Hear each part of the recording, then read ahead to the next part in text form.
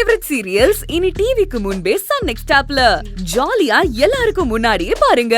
இப்பவே Sun next ஆப்பை download பண்ணி சப்ஸ்கிரைப் பண்ணுங்க. நீங்க போய் தாராளமா கல்யாணம் பண்ணி வச்சிருங்க. அதுக்கப்புறமா நான் உங்க கூட வாழவே மாட்டேன்.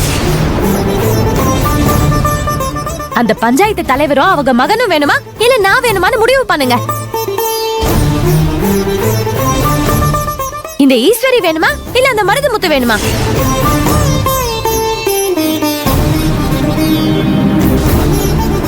சொல்லுங்க சின்னையா, சொல்லுங்க.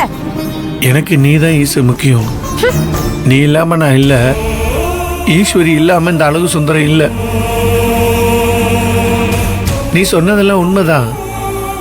கதிர் பையில நம்பி நான் அபிமா வாழ்க்கையில பெரிய தப்பு பண்ணிட்டேன்.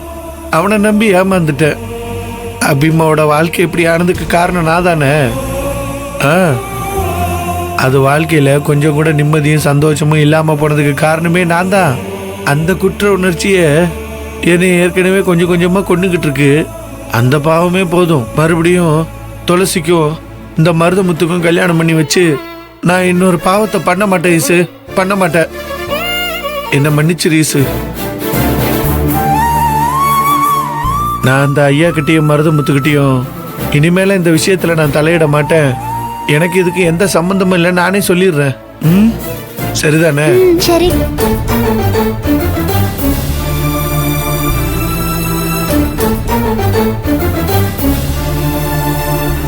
அப்பாடா.